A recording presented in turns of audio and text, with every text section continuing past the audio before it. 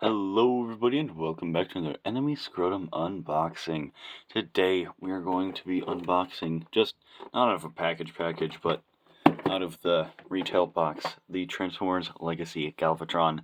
Sadly, I'm going to be, not sadly, but I'm going to be reviewing this guy soon, and also, sadly, I don't have the Kingdom one anymore to do a comparison with, but you guys have pretty much seen the comparisons. It's just the same figure without all the scratch marks and the correct shoulders, which I personally could not be happier with because sadly I got one of the first runs of the Kingdom figure that had all of the screwed up shit on it, and it, like the shoulders, I had to turn the shoulders around because I did not trust myself with the modifications that people were doing, because I'm just not that talented. But without further ado, how's your guys' day? My day's been pretty mixed bag. I got cussed out by my math teacher because I woke up in class. He's a dick anyway, I don't give a fuck.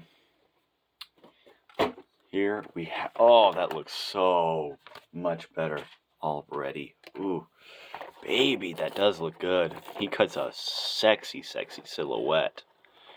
And honestly, seeing it like this without any of the, needless weird like shit stains on his shins and stuff on his arms, it's kind of weird seeing it now without all of that, but obviously, clearly, I prefer it. It's better, that's why I bought it.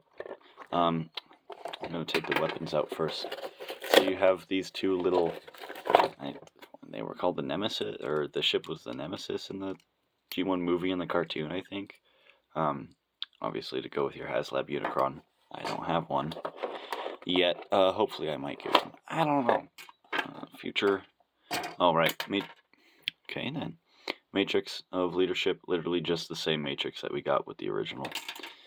And then right here we have his fusion cannon, and it does not have the kind of needless weird orange ray effect on the barrel, and I prefer the plainer figure that the Legacy one offers more than the battle damaged scuffed up one. That's just me though. I don't know if anybody actually prefers the battle damage. See, with like characters like Galvatron, I'll pass on it. But with Siege, I was okay with it because that was their whole shtick. That was their whole thing. But literally, they had not they dropped the battle damage in Earthrise, and then they dropped the battle damage for most of Kingdom, and then Galvatron comes along and fucks that up, and it's like, what? What? Because it fit Siege, and what they were trying to do with Siege, with the war-torn battle stuff. Jesus fuck. I'm gonna untie this one, but it just did not fit with the clean designs of Earthrise, and I'm in hindsight, I was like, oh, they're getting rid of the battle damage, but now I'm like, oh, thank fucking God. I mean, seriously, I don't think like Trailbreaker would have looked good with battle damage at all. So I'm glad that they got rid of all of the battle damage, and then they fucking come back with it for this shit, and it's like, this is literally what was Galvatron planned originally for Siege. That's my theory, is that Galvatron was planned for Siege originally, and they had to cut him because Megatron makes money, and Galvatron still makes money, but not as much as Megatron. That's my theory. That's Maddie's 2 cents on the situation.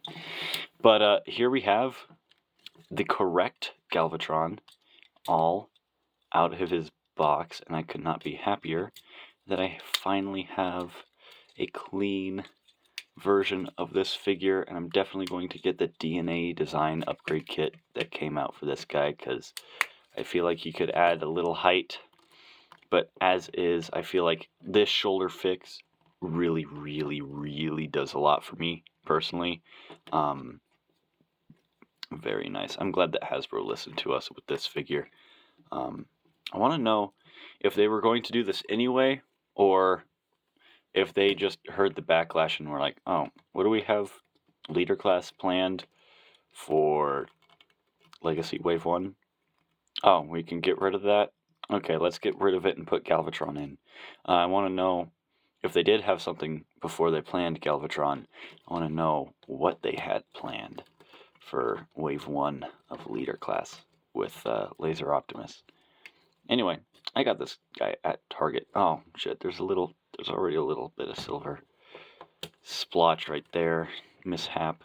But other than that, this figure looks pretty immaculate. I mean, he looks a lot better next to Cyclonus than the Kingdom one ever did, just because Cyclonus doesn't have battle damage, guys.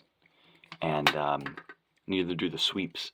I'm surprised that they didn't put this version in Studio Series 86, to be honest. But glad I was able to get this guy. I sold my Kingdom Galvatron to get this one, so, win. Double win. Because, God, those fixed shoulders just really, I don't know what it is. It just does something for me. And I think this symbol is a brighter shade of pink than it was on the Kingdom one.